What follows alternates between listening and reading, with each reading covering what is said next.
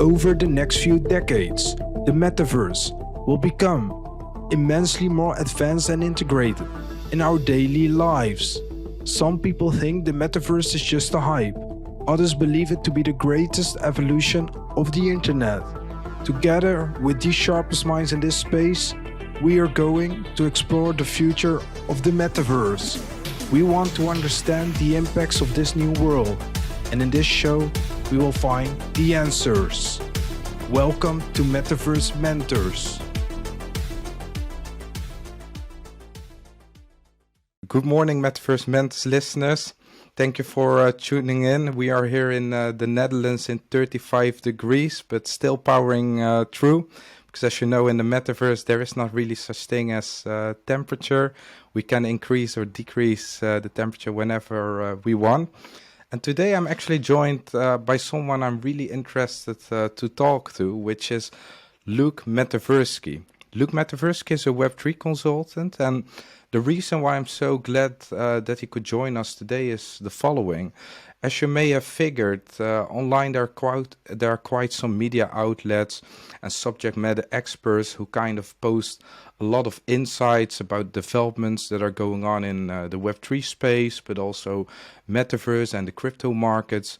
And at some time, it becomes difficult to discern like what are really interesting data points, what's not true, what's not really relevant. But today we really have the opportunity to go to the source, I think, because Luke is not just a Web3 consultant on social media. He's really working together with companies in different projects. He's also worked in the crypto space for a while now, so very glad to explore that more deeply today. Luke, thank you for joining Metaverse Mentors. Hi everyone. Hi Sam. Thank you for having me. I'm really excited to have this discussion with you today. Thank you. Likewise, entirely mutual. First question to start with. How are you doing today? That's just to measure the temperature. We, of course, in kind of a bear market, or last week's in a mini quick bull market. There's a lot of stuff going on in the Web3 space. How are you doing? Yeah, I'm very good, thank you. I know that for crypto traders, things have been quite difficult, and people who do rely on trading of crypto generally. I'm very good. I'm very busy working on a few different projects at the moment, and the bear market is not impacting me as much. Although I follow the markets every day, I'm also like a casual crypto investor. So I'm very good, very busy, lots of exciting projects, and I hope I'll be able to share some of that today. And generally, I can see a lot of people just working very hard and building tech, building products. I mean, there has never been a better time to build products and technology after this massive wave of NFT craze. End of, let's just say, September, November last year, there was NFT craze, like volume up, sales volume up, and revenues all into like investments into startup. And what we're seeing now is that money is still locked in those companies, and those companies are building and building. So there's always a gap and delay between crypto markets, and I can share some of that today. I'm seeing a lot of exciting projects that are being built, a lot of great technologies being developed, a lot of new Web3 Metaverse products being built, and more founders with new ideas and visions to implement. So I think we're in a good space. It doesn't look great on the kind of crypto exchange if you look at the markets and so on, but the future is bright in my view, and of course there are some challenges. We don't know how long it will last, but from the product development and technology development perspective, we are in a good place. I'm confident. Yeah, well, you know what they say, the bear market is where things get built. You already mentioned you've observed some interesting stuff, positive mindset in the space in terms of building opportunities. Can you perhaps unpack and provide us a little bit background and insight in your day-to-day role as a self-employed Web3 consultant? Great, thank you. Yes, I'm running my own Web3 and Metaverse product consultancy. I'm the founder. What I do very much is the main sort of service that I provide is I almost like act as either co-founder as a service or a VP of product as a service, where I very much help the early founders or early leadership teams to set up the right Web3 strategy, to develop the Web3 strategy, look at the market trends, look at the products that are being built, and the technologies that we could build and develop to implement the vision. Help them also to nail down their thinking with regards to building Web3 products and the importance of openness, community-driven product development, and so on. For some projects, I'm much more hands involved. Really depends, because sometimes there isn't like a Web3 product person or a VP of product, because the CEO is quite often just the only main product person. So for some of that, I'm involved much closely, and I work closely with the leadership teams. So the people who I work with are CEOs, VP level, and the leadership teams to develop those Web3 strategies, implement them, build teams around the products that we will build, and also bring the top quality talent and advisors for them to help them accelerate in achieving their goals. And what I'm seeing now is that I work with some companies that are have been Web3 from the beginning, like Web3 startups. And I used to work at a number of Web3 startups before. That was Boson Protocol, that was Kudos Ventures, and Kudos Token, and Kudos Network. But I'm seeing that quite a lot of companies are taking a bold move to move away from Web2 business models into Web3. So they're actually sending me questions: how can I leverage this new Web3 opportunity? How can I work in Web3? And that's a really interesting thing, because transitioning from Web2 and Web3 could be a challenging thing, especially if you have previous investment. It's doable, but it has some unique challenges that Web3 only startups don't have.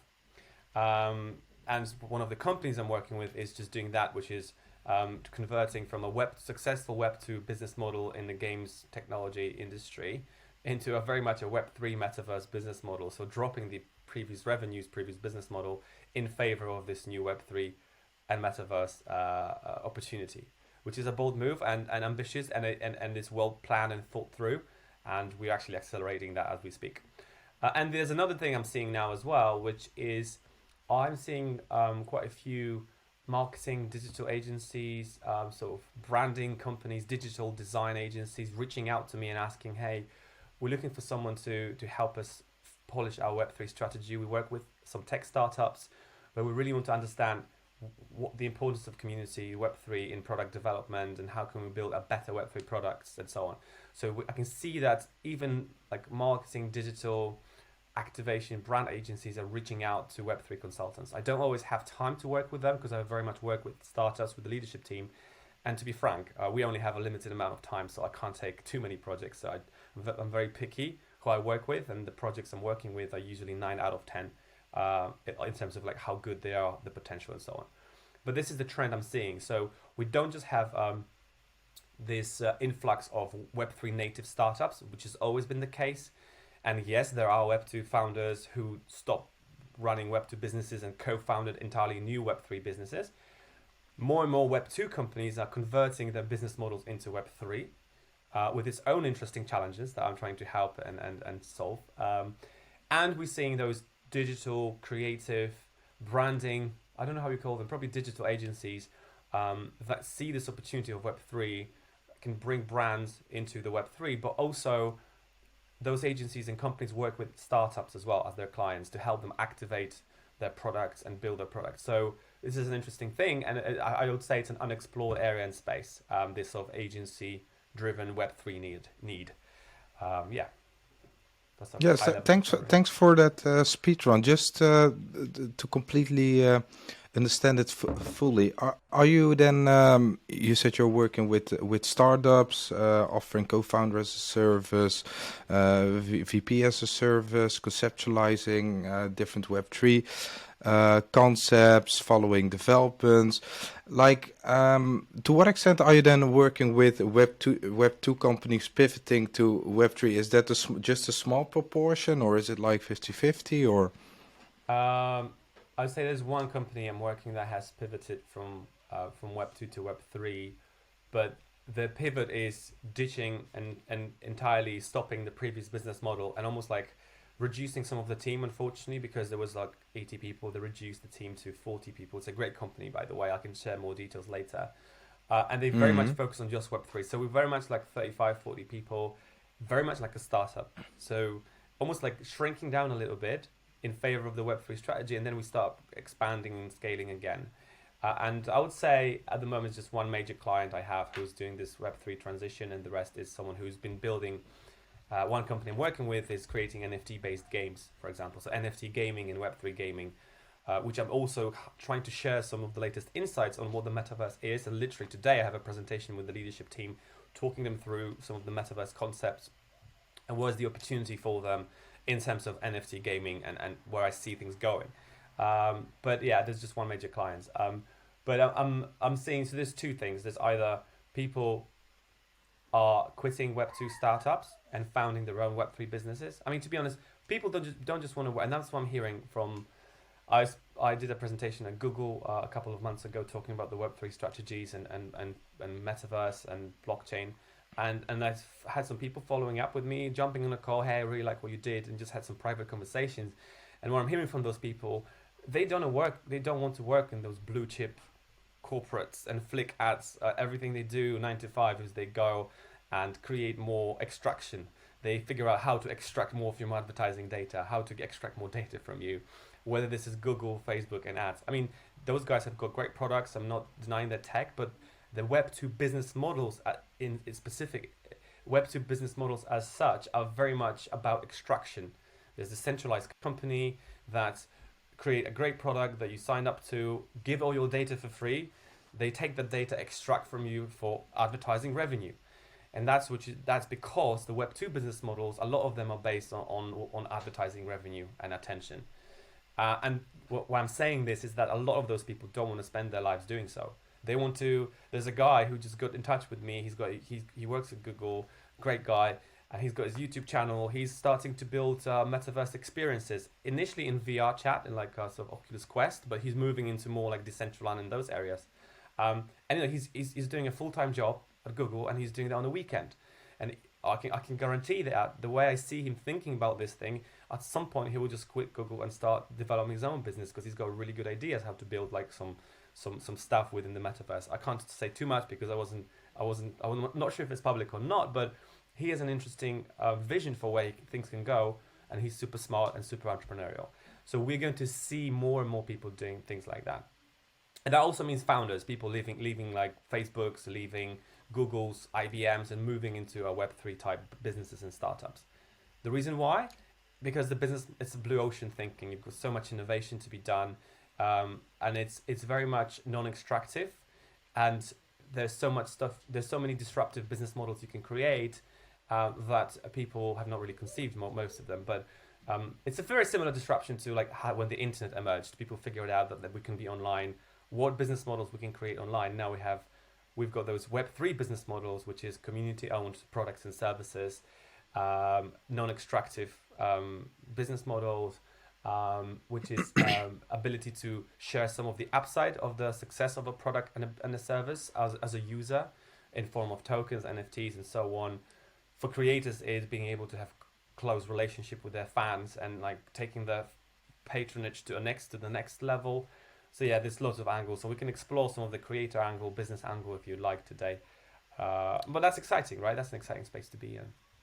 100%. You have warmed me up already with a couple of themes, the opportunities that are possible, the new transitions into business models. And I know you have been given a presentation to Google as well.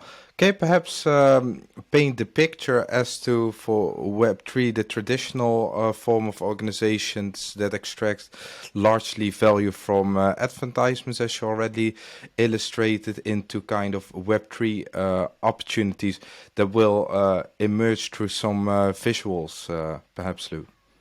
Yeah, so I can share a couple of slides in terms of the business models. Let me just find them very quickly. So yeah, let me just share this.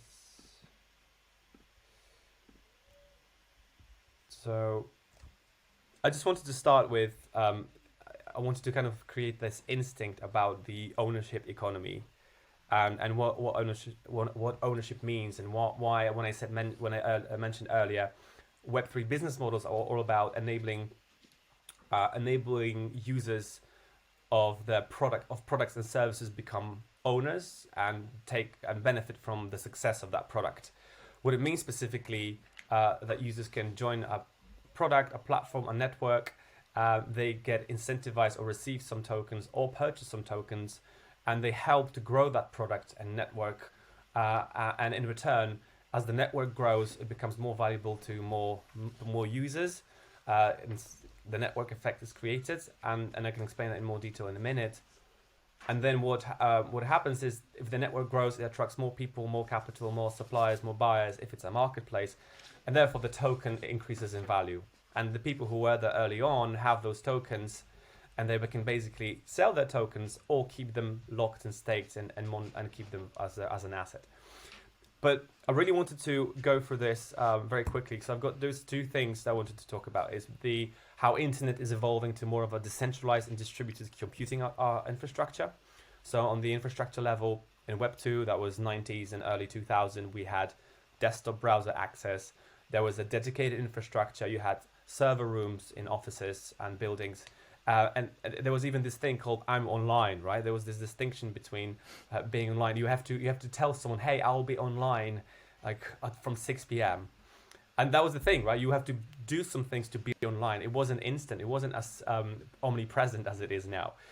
Now, what happened with Web 2? We had mobile first, and new hardware always pushes new technologies, new users, new products, new technologies, new services. So we had the emergence of cloud computing technology, which is this always-on internet, and the always-on internet helped mobile phones to, mobile phones were the first use case, were very big use case of the always-on internet, which is cloud computing driven. You can always access data at any point in time from the cloud. You can have applications that are stored in the cloud. You can access them from anywhere you are in the world. So that was Web 2. From the hardware infrastructure era, mobile first. And then we've got Web 3, which is again pushing this infrastructure to a more decentralized aspect. So it was originally in the office, it was in the cloud, but still that cloud was very much owned by the big conglomerates, big corporates, such as Google Cloud Services, Amazon Web Services, Microsoft, and so on. And now we have Web 3, which is this more decentralized data architecture, where we're pushing much more computations onto the edges, and that's very much relevant for the metaverse. So if you think about those live and instant experiences online, metaverse experiences that can host 1,000 people simultaneously who can trade, exchange assets, communicate using microphone and voice, this will require very fast, low latency computing infrastructure. And that's very much edge computing, which is the computations are more around the edges, so as close to users as possible, which means it needs this distributed infrastructure for the computation, but also it needs some decentralized data architecture, and that's where blockchain comes in, where you have blockchains to become those single source of truth for how transactions have occurred.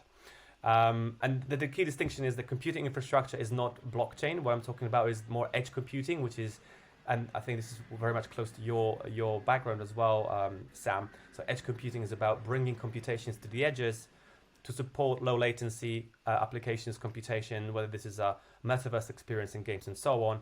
And the decentralized data architecture is where we have blockchains and the single source of truth, the ledger, that's this record, proof of publicly verifiable proof and record of what transactions have occurred, who owns what, and so on. And why I'm saying this is because that evolution is driven by the complexity of applications. What it means that because we've got decentralized data architecture, the blockchains, because we've got more and more edge computing infrastructure being developed for the metaverse experiences, the gaming, this is going to push and evolve the types of applications we are building in the metaverse. And what I mean by the types, I mean products, tools, and technologies. And that's very much my focus, Web3, decentralized data architecture and edge computing infrastructure. Now, thanks for the figure, Luke. Sorry to interject here, but I have a question about this great figure, because it very clearly and vividly captures the evolutions that have been taking place in the digital space. Earlier on, you mentioned like, okay, the traditional tech giants, they are extracting data, turn it into a profit. Our data actually turn it into profitability. Now we have two kind of new technological ways of doing stuff. On the one hand, the decentralization. The second part, edge computing, which is as close as to the user as you can imagine. But if I position them then next to each other, how is the third one disruptive to the first one of the Google models, for example? They can coexist, right? Because on the one hand, you have just, okay, I search different things, and simultaneously I interact with different users in the metaverse and do some games. How do you see disrupt the third one, the second one, if you know what I'm saying? So you're talking about how this decentralized data architecture disrupts this one, disruption of the Web3 version. It will be necessarily a follow-up or evolution on the second one and not coexist with each other. Yeah, so this is almost like, and it's a very good question, because Google just in May, end of May, early June, they've just launched Web3 nodes as a service on their cloud computing platform. So they have their own cloud computing service, and they actually enable people to run their own nodes as part of Google Cloud, right? You don't have to. Google have got their own private nodes. I don't exactly know how private they are and how open, but they enable some Web3 technologies. So it's not that Web3 will replace Web2. Web2 will continue to exist. There will be still a demand for centralized applications, for where there's this big conglomerate owning everything. But my take on this is that the markets and products and services will drive demand for the Web 3.0 infrastructure and architecture. And why I'm saying this is because even Google now have launched their own Web3 nodes and Web3 services as part of Google Cloud. They're expanding because they know more and more people who use decentralized apps and services demand those Web3 cloud services, and therefore Google has seen some opportunity there.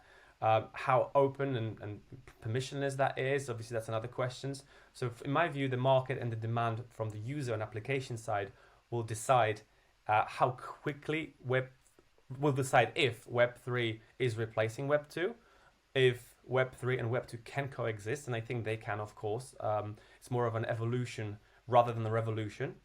And a lot of this is driven by the demand of the applications at the moment. We are in a position in times where those big companies are just about to realize like the benefit of Web3, and when the Web3 movement becomes more popular, bigger, then I think we'll see more and more decentralized data architecture products that are launched by bigger companies, not just smaller blockchain as a service businesses and so on. Thanks. So, and then we just wanted to move quickly to before I get to those two slides. So they wanted to create this instinct of the ownership economy, where we just talked about the infrastructure and architecture, but moving more to the sort of application user level. So forgetting about the infrastructure and data architecture, but talking more about what are the key trends in the Web 1, Web 2, Web 3, and for the Internet 1.0, the information economy was this new innovation, which is we use HTML, we had static websites. The concept, the internet was very much read only. It was just reading information and going to online, reading news, reading cookbook recipes, and some other stuff. And sending email, that was also this innovation. We can send like this back and forth communication. Web 2.0 enabled, and that's again, what happened is cloud computing and the development of the infrastructure of the hardware enabled for interactive websites, for faster internet. So in reality, it was faster internet enabled, more interactive websites, more interactive content, dynamic and shareable content, which enabled you could upload a video, you could watch a video, stream a video in high quality. And then that was where those big platforms have started to emerge. And this is the read and write moment, where the internet is a very much a read and write for users. You can read content, write content, upload content, and also monetize that content. But the monetization of the content was very much owned by the platforms. So YouTube is a good example. YouTube was this creator platform where you upload your videos. Again, another advertising-based business model. they charge you 50 or 60% or 40 to 60% fee on YouTube for your ads. So you get only a portion of the revenues from advertising, although you have created all the content there, and yes, you have the platform to be used, but still, like, the 40, 60 to 60% fee is quite a lot. And that's called the platform economy. And that's the same story with Facebook, where you as a user, you sign up to Facebook, you create content, you upload videos, create memes, people like them, people comment. They charge you 100% because you don't get paid anything on Facebook for growing your network, for sharing your data. So Facebook is this perfect extraction model of all your data for advertising revenue, where you don't get anything in return. So you're almost the product of Facebook. And we've got the Web3, the Web3 read, write, and own. And very important to know, like, I'm not saying that Facebook and Google are malicious or bad companies. It's just that the business models they have developed, those extractive Web2 business models where they harness users' data, extract from users, locking them into that platform, that they just allowed to do that because there's no other better way of doing things. Almost in a way that when you try to explain to someone how NFTs work, that you can have an NFT, go to one marketplace, list your NFT, and go someone other marketplace, and you list your inventory by logging in with your wallet. It's just hard to grasp initially because we're so used to those Web2 business models where everything that we create on those platforms is owned by them. And this means the photos we upload to Facebook, the tweets that we make on Twitter, the Instagram posts that we make as well. Now, to your point on the examples of Facebook and YouTube, where they have massive take rates compared to the creators themselves, would you foresee then equivalents of Facebook and YouTube in a kind of Web3 constructed fashion, or what do you foresee? There were some earlier attempts in 2017, 2018. There was a Steam platform, which was like a blogging sort of social media network. There's actually a couple of YouTube projects YouTube video projects equivalent to YouTube. We can upload video content. Obviously, the biggest problem with them is how do you get enough users to bring more, the cold start problem, how to bring enough users to start this. I would say that one of the good ones is the blogging platform, which is this almost like which is the equivalent of Substack but on crypto. You're familiar with Substack yourself? Yeah, I know. Yeah, so there's this almost like a Web3 version of Substack, a mirror XYZ, where you upload content as a creator and you can create NFTs of your blogs and people can donate to you. And you've got it's very much like a micro-blogging platform. What do you think, Luke, that the reason is that it hasn't got that much traction yet, those kinds of alternative ways of platforms? Because the technology has been out there for a while, right? And of course, you have the cold start problem with the users, but I think it's very compelling to me as a user to be able to kind of monetize directly with my audience. But somehow those platforms aren't necessarily getting traction and emerging that rapid. What do you think is the reason? Yeah, my view on this, and this is from me seeing and reading and being in the space since 2017, is that we had about 8 to 9 years infrastructure building era, and maybe like seven years of when the Ethereum got launched, 5 to 7 years. So it's still, the last few years we're very much building an infrastructure. So this technology is a bit still clunky in a way, and it's expensive. The transaction, you have a limited amount of transactions you can add to the blog. Transaction fees are high. It's not as it's still, if you ask Web2 engineers, a lot of them will say that Web3 and blockchain is still kind of clunky, not ready for them. And there are only 18,000 Web3 engineers versus 2 million, 2 million other Web2 engineers from that write in other languages than any Web3 languages. So in order for the adoption to happen, you need to have more applications, you need to have more entrepreneurs in the space and more technologists working in the space, and that's when the users will come. And again, we just too early now. There's only a fraction of early innovators in Web3 who are very much vouching for Mirror XYZ and so on. But we are seeing, thanks to the Metaverse, which is a nice bridge between Web3 gaming and social, we're seeing more and more people getting educated about crypto and how it works. And another thing I forgot to mention is barriers to entry. You do have to have a crypto wallet to start using Web3. How do you explain people how crypto works? How do you get your first cryptocurrency? It's not as easy still. I know you can buy crypto now via MetaMask, but it's still not as simple as being onboarded into Web3 as it is in Web2, where you just need an email address, set up your account, password, and you're in. So there's this user onboarding problem, not enough developers in the space, and the fact that the infrastructure building era just really finished, like still being built, but we got to a good point last year and the year before, what caused this big NFT craze. Because you could build applications and websites to mint NFTs. The transactions were cheaper. You had Polygon that can enable cheap and low cost and fast transactions and so on. So the combination of those factors is making this progress more evolutionary rather revolutionary. But I expect in the next 2 to 3 years to see almost like a Cambrian explosion of Web3 apps and users coming into the space, mainly thanks to the open metaverse and the gaming converging with Web3 and the metaverse. Does that answer your question? Thanks. Makes sense. Yeah, absolutely. And the key thing I wanted to mention just about the Web3 read, write, and own is that the true ownership of digital products, assets, content, and data is the key driver for product innovation. So in Web3, we've got users-owned content and assets. You've got read, write, and own. Whatever I have, whatever I own, I like to call this inventory. So my NFTs are my inventory. And if I go to almost like your backpack with, if you in a gaming world, it's like your backpack with all the assets you've got. So I've got this backpack with me in my crypto wallet, and I authenticate with my crypto wallet to any crypto application, whether this is an NFT marketplace, NFT game, metaverse experience. I authenticate that, and I truly own those assets, and almost that platform, game, or service says, hey, Luke, welcome. Come here and sign in with your wallet. I want to see your NFTs, and I'll show you what you can do with your NFTs on my platform.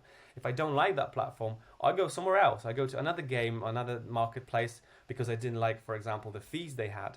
I can go to another marketplace and list my NFTs with a click of a button. And that's this kind of unique user-owned internet and where I own my assets. And this is what I like to call as the ownership economy, which is mainly about true ownership of those digital assets, but it's also about co-owning those products and services. And very quickly on this, I don't think we've got too much time to go into too much detail, but I wanted to talk about the Web 2 and Web 3, how Web 3 is user-centric. So Web 2, where platform is in the middle, all the value is in the center, which means everything that users create, contribute, submit, whether this is posts, content, images, sending messages, whatever you create, it's sort of almost like it's being centralized in the middle of the platform. So the platform owns that. It's actually submitted to the platform itself, and it's locked by the platform itself. Good example is if I wanted to, I don't use Facebook anymore, but I've got close to 1,000 friends on Facebook. I'd like to go to another type of Facebook and move my friends there. There's no way for me to move all my Facebook friends to another platform. I would have to start from scratch and making those connections. Now Web 3, we've got this concept of where the value is actually on the user side. The value originates on the outside of that central platform. So the majority of the value is on side of the users, and what you have at the center is the protocol that is usually open source, and the protocol is the coordinates value exchange. So if there's a service like buying and selling goods, providing some services, whether this is crypto exchange, is a decentralized exchange, there's this protocol that defines that logic and how to coordinate that value between buyers and sellers and users and contributors to the protocol. And it also helps people to send transactions through that. It acts as the single source of truth of what happened, who paid to who, and what it enables that open source protocol, which is very much a software service if you think about it in engineering terms. It enables people to exchange value where they're untrusted. So the buyer and the seller don't have to trust each other. They know they trust the protocol, and that protocol is on the blockchain and encoded as smart contracts, basically applications, and people can come and interact with that protocol. But the interesting thing about this is if maybe I'll use your example about the social media. Like let's just say there's a social media like Facebook, like I don't want to use the word Facebook, like social media protocol, like, which is a protocol that defines how people share social content between each other, and that's on a Web3 decentralized protocol. So that protocol, all it does, it defines the logic, logs the value, logs transactions, and so on. But all those transactions and tokens are owned by the users, and on top of the protocol, people build their own applications, and the application is then the thin layer, which is just the front end. As you can see, I've got this application front end. So this could be a social media for photographers network where people can share social media assets. Rings the bell of Instagram. You could have a social media for sharing written content where you just write blogs or share small like equivalent of tweets. So all those different applications can run on top of one open source social media protocol, let's say, if it existed, and that could be governed by the protocol. And another interesting thing about this is because users transact using this protocol and they use those front ends as the central point to interact with the protocol, you can still call contracts directly, but it's more complicated. So users need application. You need an app. You need to have a website to log in and connect your wallet. So those websites are like applications and front ends that help you to interact with the protocol.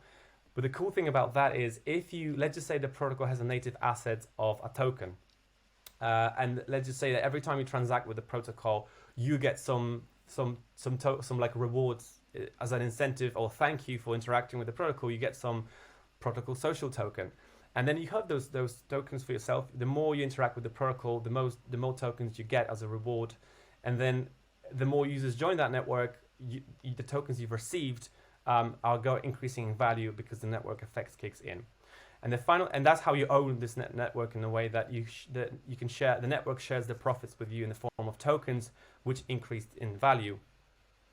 And the final thing I wanted to add is that those tokens, and depending on the token model, if it's a dual token model or singular, where you have one token or governance token, you also can distribute governance tokens to each of the members of the network. And those people can then dictate and vote on the future of that protocol.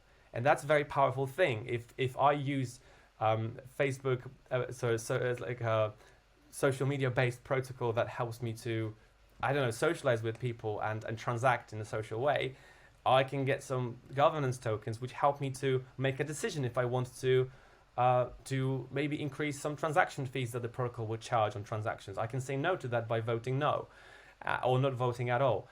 So that's the power. User-owned networks. You truly own your assets that you create. You have an active participation in that network, and you can also have governance votes and decisions that you can get involved if you want to. And that gives power to users, which is what I call Web3 is user-centric. It gives the power back to users, where the value accrues at the edges of that network. Yeah, that's wanted to. That's really cool that you will have increasingly more agency as a user, and I think the benefits of that are quite compelling. This has been heavily also through the lens of the benefits from the user. Earlier in the podcast, you also mentioned some compelling possibilities for organizations. Can you give us something from the organization side? Let's say, okay, I'm a Web2 organization and I worked in this X, Y, or Z kind of way, pivoting to a kind of a Web3 model, which you just have characterized, explained. What kind of benefits are in it for the organizations? Great. That's a very good question, and I'm going to just give you one example that's been very much utilized recently last year in the context of, so let's just think about brands and all companies, even consumer good companies. So moving into Web3, and if that move into Web3 is dictated by, hey, we want to have our own NFT collection, so this true digital ownership. So what NFT represents is digital rights. It's a digital rights to an asset. So if you own an ape NFT, what you own is a link to a decentralized storage of that video, or that image of that ape asset. So there's a social consensus that 10,000 people own, there are 10,000 apes, And there's this social consensus because anyone on the blockchain can go and see this collection that, yes, Luke, my wallet, my crypto, actually my Ethereum account address owns this particular ape. So with that in mind, if you think about content creation as brands, then brands can use NFTs or companies as a new piece of content. It's very much a new piece of content. And I think I had some sessions with some other great thinkers in Web3 that explained this as well. And this is a great way of creating that mental model, which is NFTs are pieces of content that could be utilized to interact and engage with the audiences. So if there's a brand that wants to issue a collection of Adidas was a great example. They did it with Bake, or any brand that wants to issue a collection of NFTs. We had Coca-Cola, Pepsi, Budweiser doing that. So it's just a new way to create content that users can truly own. And what's interesting for that is that you can easily trace your users. You can see what they are interacting with. Then if I'm, let's just say, I'm a sneaker company and I issue 10,000 collections of NFTs, and those are amazingly designed, beautiful NFTs. So the collectors get them. I can then build applications and programs and enable anyone who has that NFT to access that, almost like gating content with that NFT in order to access my discount store, or in order to get 20% discount, you have to prove that you own one of the NFTs from the collection. So that NFT is this, not just a great graphic and design, but it has that you can actually own and resell later, because then imagine you own that NFT and that NFT then increases in value because it was done by a famous designer, this artwork, and you want to resell it. This is just the kind of speculative aspect of this, but there's also a utility aspect where brands can really create engaging experiences for their NFT holders.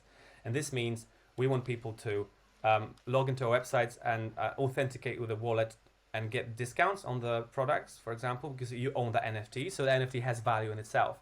That NFT can also enable you to access some special rooms in Metaverse experiences, like you have a game or a virtual world experience. It's locked to everyone except yourself if you've got this unique NFT, which you can access for an event. And there's lots of things you can innovate and do, like access to physical events. So there's true utility that comes with a piece of content. I think now I'm thinking about this, maybe a good analogy is, like, imagine you buy a baseball card or a basketball card that has proper utility anywhere you go, and you can use this to, access events, get discounts, and then that has value in itself. And again, in Web3, you can sell it on an open, worldwide, decentralized marketplace at any point in time. As long as there are buyers, people will buy it from you. So for brands, is this new piece of content they can play with and bring users. It also helps them to be more relevant in the space in Web3. And the last thing I wanted to mention is, because you can issue that collection as a brand to users, you can create a community.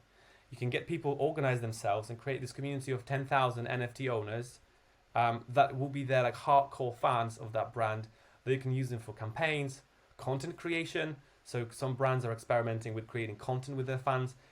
Creators are much better at this, like independent musicians, artists, or creators, or this kind of freelance creators are much better at doing those communities. But brands also are starting to experiment with, we've got this NFT drop, let's create some community around that. And we want our fans to be engaged with us. It creates this very close relationship between the company and the user. Same for creators and the user. It's a very much one relationship. It increases the intimacy 100%. With your audience and or immersion, customer. Intimacy, and if you do that, then you become more authentic, which means that positivity transfers to brand awareness, and then increases in a business sense, it increases recommendations, product recommendations, or goodwill for that brand and company. Some companies try to do too much of this, like there were some blue chip companies that just issued an NFT collection that just didn't make any sense. It was just very much like a couple of posters. They didn't do any of the creative community building side. Some companies are doing very well, like some companies are building whole experiences, which is like a mini game. They want to attract, and there was one sneaker company I worked with in the past. I think they're launching that experience now, or they've launched already, attracting Web3 users. You play a mini game in Decentraland. When you complete, if you're in the top 500, you get an NFT of a trainer that you can use in store for like redeeming a physical trainer or getting a discount. So it's a new innovative way of engaging with audiences. Yeah, really interesting. Earlier on, you mentioned you're also working on gaming. There are other possibilities. I know companies are transitioning from traditional hierarchical top-down structures into more kind of decentralized autonomous organization. What you've just explained is more through the NFT lens of benefits. What are other things that you are excited about in terms of what Web3 could offer to organizations? Perhaps one of the ones I already mentioned, or completely new ones? Yeah, that's a good question. Yeah, I didn't even get into the DAO sort of thinking and how people can organize themselves, decentralized autonomous organizations. There is an angle that from organization's point of view, and when I say Web3, I don't mean just blockchain infrastructure technology. What I mean by Web3 as the movement, which is those platforms. Yeah, it's so broad. That's why we try to so kind of hammer it down. The best way to conceptualize blockchain is the technology, which is this permissionless, open, distributed ledger there, and that Web3 is almost like this movement that's enabled by this technology because of this permissionless, this single source of truth, and tokens, NFTs. But what's interesting for companies is that Web3 movement, which is this close engagement with fans and users. Also, users can own the products and services. Just so I can answer your question better, when you say organizations, you're talking about Web2 businesses, the currently existing businesses, correct? Not the Web3 native disruptive startups, if that's what you mean, or you mean both? Yeah, I think that's kind of what I mean. And also to add on that, I've been on a variety of Metaverse Web3 events, and then there is a heavy focus on the NFT side of things, how to engage more intimately with your audience, how to create art and that kind of stuff. But if I'm an ordinary consultant from, let's say, one of the big four offices, or I'm a banker working for one big bank, or another professional services organization, apart from the e-commerce side that you have already mentioned and the brands, then apart from NFTs, my question could be, okay, what's in it for me apart from these kind of Pokemon cards that now offer additional benefits like utilities, extra discounts, extra venues and privileges?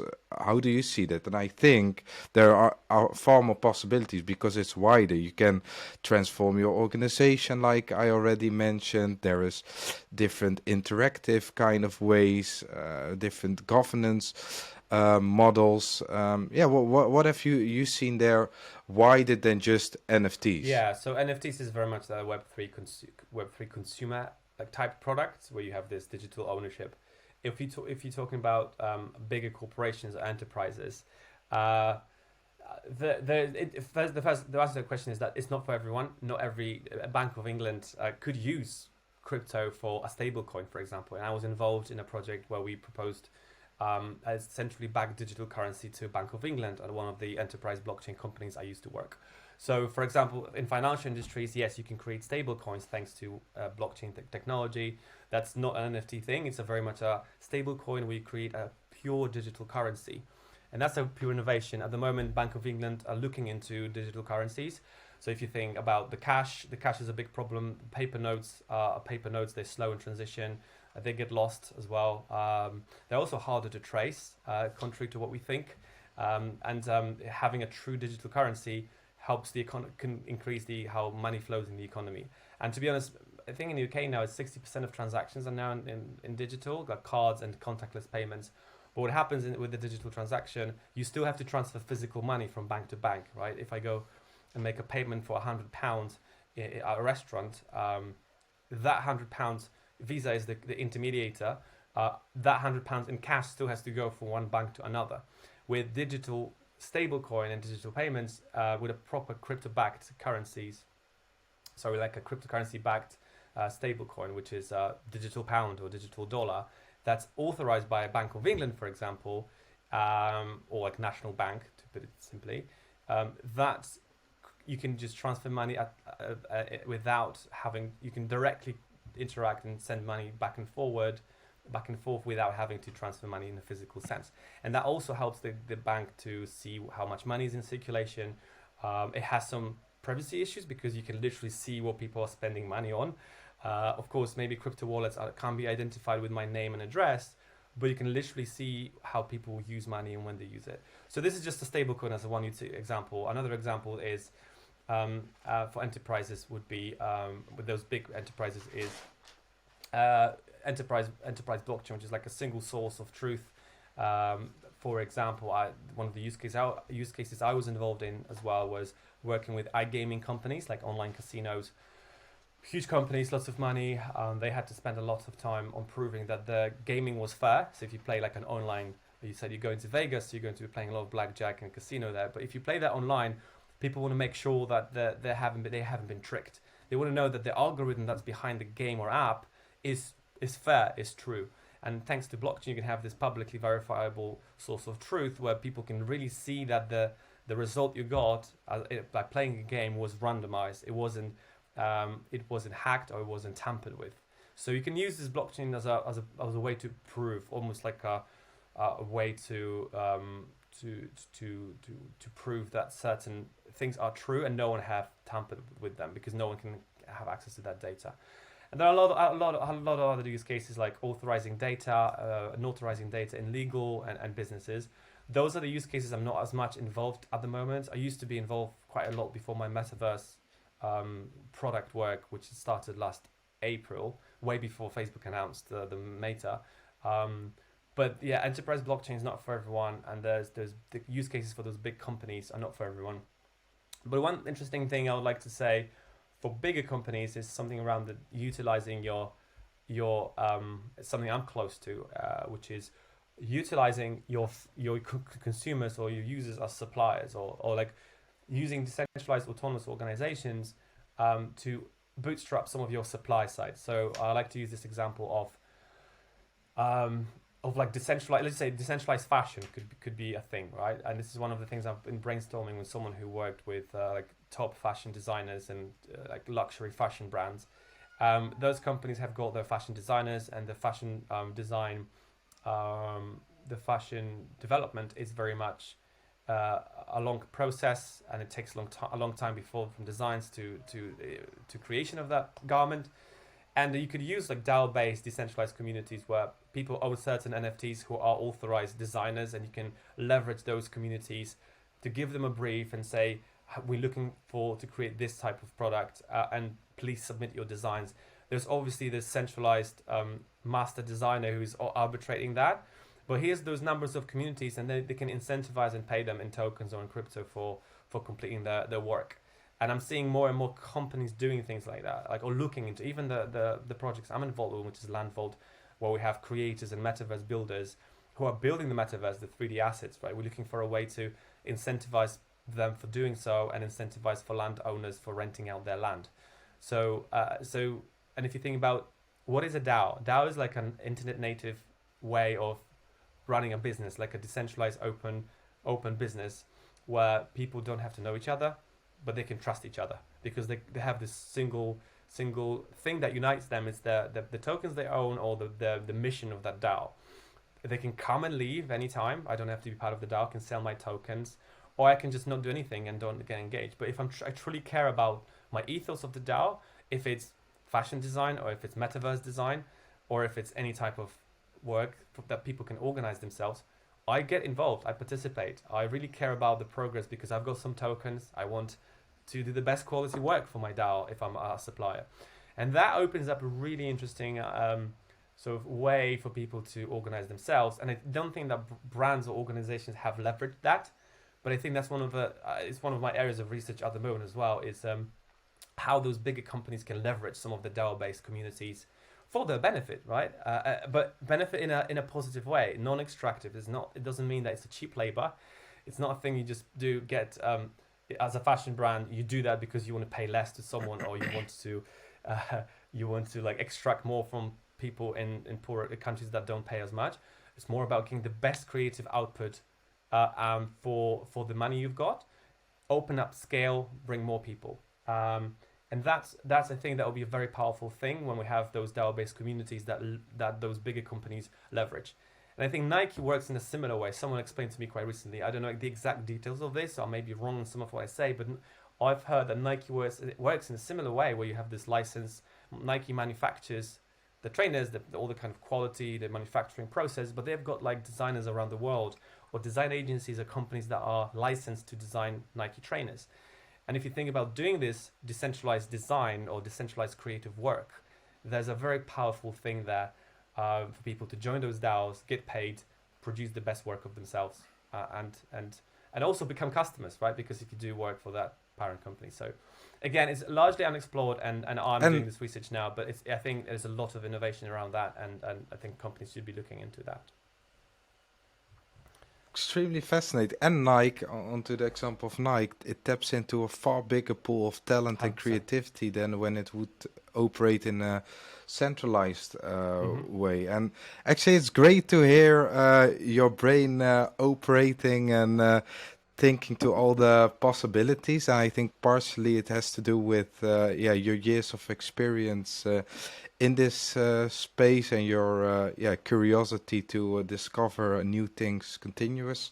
Lee, I'm interested, you mentioned Landvault, to what's going on there, but before that, a lot of people, I think, when they will listen to this podcast, are like, okay, he's saying some interesting stuff, of which I've been reading about, but he is really working in the space. Could you perhaps provide some action items to the listener who are interested? Okay, I'm doing regular research. I love this topic. I love this space, but I haven't yet made the jump or got the opportunity to implement and actualize the knowledge that I have acquired to work in it. Could you provide them perhaps with some action items who are thinking about it? If you want to get involved in this, and you're very much onto the metaverse consumer Web3 gaming stuff, which is what gets me out of the bed every day. So, which is why I ended up. I used to work at a blockchain R&D company, great company, PhD doctors, very great research, and building products for governments, blockchain-based products for governments, banks, and so on. It was great. I loved it. I used to work for a decentralized cloud computing platform, which is decentralizing the cloud, as I mentioned, to this decentralized data architecture in the cloud computing and edge cloud computing. Now, but what really, really drives me in this Web3 and Metaverse, this is why my consultancy is called Web3 and Metaverse Product Consultancy, is building stuff and building technologies and products. And the reason why I like the Metaverse and to get involved, what I'm going to say now, is it's this convergence of social, fintech, and gaming. And I used to be a lot involved in even as a hobby to play games when I was a kid and so on. It's just very native for me, the social, fintech, gaming. And what you would like to research and explore is the ownership economy. And the ownership economy, which is, I've been saying that earlier, which can be defined as platforms, services, and products owned by the users. And there's a really good report by a Variant Fund, which is a VC fund that invests specifically in the ownership economy startups. It's called the Ownership Economy Report 2022. It's a must read. You must read this. There's also another article, and I'm sure Sam will share those articles after in the footnotes. And there's another ownership economy article from 2020, which explains by Variant Fan how ownership economy works. Now, why this is exciting? Because a lot of the ownership economy is about creators as well. We have this, more people are being independent. So fewer people work.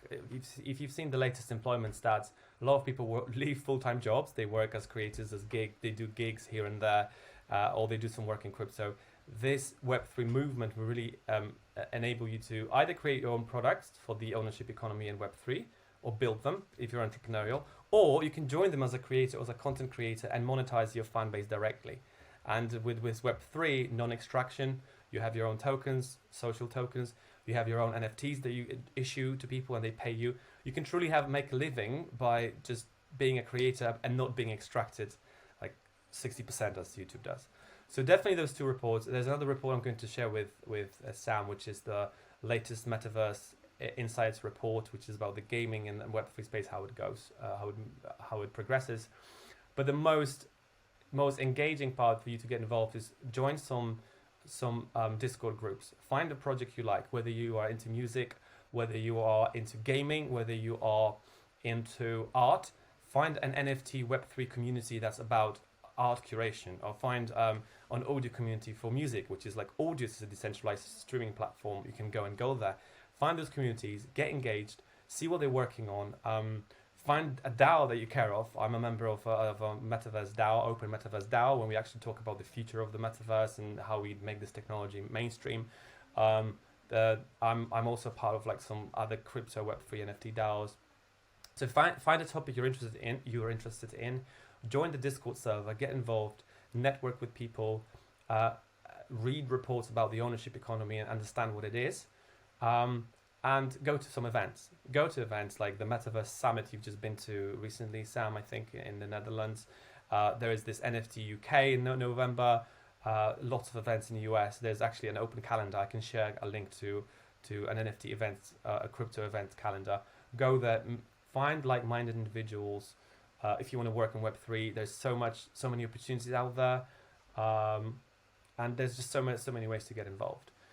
One thing that you may have heard, and I should have mentioned that as well, quite a lot of Web3 companies have been downsizing. They've been reducing staff because they overstaffed. So you may have heard that Coinbase have had to reduce 20% of employees. Some of the other startups, Web3 startups I used to work with, had to do the same, from 80 to 40 people. Another startup from 40 to 15 people. The reason for that is because the crypto winter is happening. They had to have a significant runway. But that's only temporary. Like the markets are picking up. It's going to be fine. So I wouldn't worry about the fact that there's a crypto winter. In fact, it's the best time to get involved because people are still building products and tech, and it's so quiet. There's less noise. It's easy to focus on what you want to do and find the thing that you very much feel you can contribute. So whether you are a marketer, engineer, product professional, business development professional, find things that you care about and you feel you can contribute. And there are so many different things you can work in Web3, or just reach out to me and I can share my email address and I can help you maybe connect with some people. We need people with new talent and fresh talent to really join this Web3 ownership economy movement, because without that, we won't going to be reaching mainstream. We need more entrepreneurial thinking, great engineers, great product people, great marketeers, to bring the genius into the space and help to kickstart those products in the Metaverse and Web3. Man, I think the last 5 minutes could have been a podcast exclusive to be. If we speak of take rates, this should be exclusive content as a game plan on how to get in the Web3 space. I can go for a few more, but I just felt like 5 will be enough, which is read some reports, which I can share, join the community, go to events, or contact me as well. I think there was another one that said. Yeah, 100%, and I will provide indeed all the before mentioned articles and resources in the notes. And to go kind of full circle, we have touched upon the possibilities for users, upon the possibilities for organizations, how to individually go out there and grab and discover opportunities in the Web3 space, what you are focusing or have been focusing on, and what your background has been in the Web3 space. Looking towards the future and and today, what are you concentrating on mainly now and most excited to work on for the future, Luke, to just go full circle? Yes. What I'm most excited in the future is this notion of Web3 ownership and creator economies. There are 200 million creators in the world, and by creators I mean anyone who creates content. Be it write blogs, be it be a gamer, streamer, musician, whoever you are. Thanks to NFTs and blockchain, you can have this true digital ownership of the content, and you can issue that piece of content. When I mentioned earlier that the organizations can create a piece of content for the consumers, like Nike can create NFTs, but the creators can create their own content as a true digitally owned asset for their fans, and those fans can receive that content for some investment. And that's the really powerful thing. And what it enables to the creators, it's direct monetization, which means I get money directly from my fans for my NFTs. There's no 60% of charging, like even, YouTube has like subscribe button. I don't know if they charge any fees on that. I wouldn't be surprised if they don't. But things like Patreon, you can support your fans. You can have a Patreon where you can, you have a website. Hey, sponsor me. Here's the website. They charge you some fees. With crypto, there's almost like no fees. There's just transaction fees. So direct patronage. And what happens is that patronage is almost like they call this patronage plus, which is called by the people who have actually coined the ownership economy term, Varian Fund and people involved in that. They call this patronage plus, and I very much recommend going through what they say. It basically enables people to not just be a patron. It's actually a patron and investor. So I'm buying your T-shirt because I really like what you do. You send me the T-shirt, but you also give me some tokens of your own or some NFTs.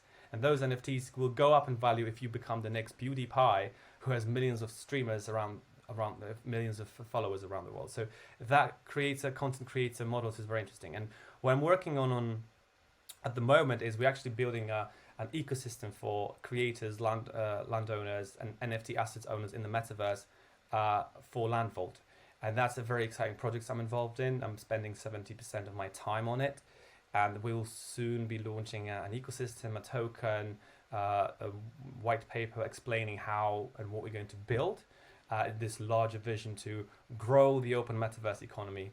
I think I should hook you up as well with the founder of Landvault to really talk about this, all about the metaverse and how to bring brands into the metaverse. But at a high level, what we try to do is help grow the metaverse economy by building tools, products, and applications and protocols. We're creating this indispensable infrastructure for the metaverse economy. We make the distribution of wealth more equitable. Again, these are the tools, protocols that help creators get paid, that help landowners who own some NFT assets get paid for their land and as a rental. It's an easy way for brands to get involved into the metaverse without having to buy any land, without having to buy any kind of assets or even find and hire a builder. It's almost like very automated and helping to bring brands in the metaverse, but also anyone who wants to build in the metaverse and create content in the metaverse could join the ecosystem, contribute their assets, their skills, and participate in that. And the protocol will enable distribution of that wealth. People will be getting paid, people will be getting royalties, people will be transferring value between each other. So it's a very much an ecosystem for the metaverse economy, the creator economy in the metaverse. And that's a very exciting thing because it's very much within the Web3 and ownership, and the whole token will be there to provide that utility and coordinate those participants and share some incentive and so on. I can't share more at this stage, but there will be an announcement at some point soon to explain what that is. And I recommend everyone to watch or follow Landvault. You can find them on Twitter, or go to their website or LinkedIn. Or reach out to me if you've got questions. 100%. I think if people haven't learned yet something out of the episodes of Metaverse Mentors, then this was the episode where definitely some alpha was distributed. So thanks for that, Luke. I got already so much new ideas of possibilities and concepts that are applicable to Web3 and which will emerge into the future. Just to wrap up, is there something we haven't touched upon or some closing message that you would like to end with for the listeners? Yeah, so I would like to add this, and thank you for having me. I think it was a really exciting opportunity to talk to you, Sam, and to have you on this podcast, have myself on your podcast.